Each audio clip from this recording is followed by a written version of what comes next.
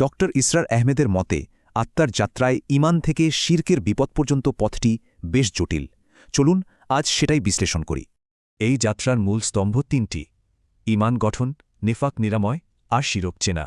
শুরু করা যাক ঈমান দিয়ে।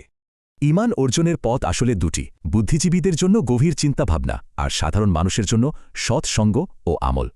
ঠিক চুল্লির উত্তাপ বা বরফের শীতলতার মতোই সৎ মানুষের সান্নিধ্যে থাকলে ঈমান একেবারে প্রাকৃতিকভাবেই ভেতরে সঞ্চারিত হয়। আর এই শারীরিক ইবাদতের ধারাবাহিকতা ধরে রাখলে তা ধীরে ধীরে আমাদের ভেতরে একটা মজবুত বিশ্বাস তৈরি করে।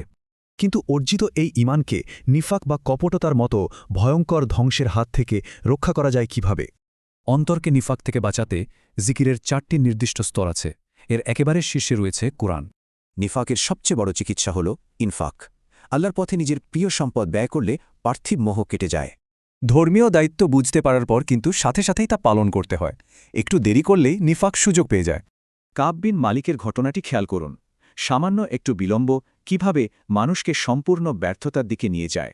চরম সামাজিক বয়কট সহ্য করতে হলেও শেষ পর্যন্ত তার এই সত্যবাদিতাই তাকে সম্পূর্ণ নিফাক থেকে রক্ষা করেছিল।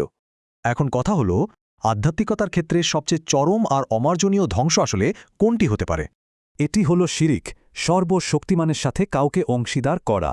তওবা ছাড়া এটি একমাত্র ক্ষমার অযোগ্য পাপ। নাস্তিকতা মানে তো স্রষ্টাকে অস্বীকার করা, কিন্তু শিরক হল মূল স্রষ্টাকে মেনে নিয়েও পাশাপাশি ছোট উপাস্য যোগ করা। অর্থাৎ মুশরিকরা মূল স্রষ্টাকে ঠিকই মানে, কিন্তু সাথে ছোটখাটো উপাস্য বা সুপারিশকারীও তৈরি করে নেয়। যুগে যুগে শির্ক কিন্তু ছদ্মবেশে রূপ বদলায়, তাই আধুনিক যুগের শির্ক চিনতে হলে গভীর আধ্যাত্মিক অন্তর্দৃষ্টি থাকা চাই। শির্ক মূলত দুই ধরনের। এর মধ্যে শিরকে খফি বা লুকানো শির্কটি ভীষণ সূক্ষ্ম এবং সবচেয়ে বেশি ভয়ঙ্কর।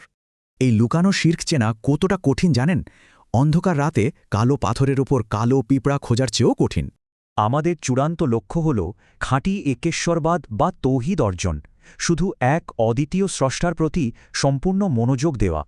এই একত্ববাদের কারণেই নবী ইব্রাহিম আধ্যাত্মিকতার সর্বোচ্চ শিখরে পৌঁছেছিলেন আর মানবজাতির নেতা হিসেবে সম্মানিত হয়েছিলেন। স্রষ্টা তাকে শ্রেষ্ঠ প্রশংসায় বলেছিলেন তিনি মুশরিকদের অন্তর্ভুক্ত ছিলেন না। এটিই একজন মানুষের জন্য সর্বোচ্চ সম্মান। তাহলে একবার ভেবে দেখা জরুরি, দৈনন্দিন জীবনের কাজগুলো কি সত্যি লুকানো শিরক থেকে পুরোপুরি মুক্ত?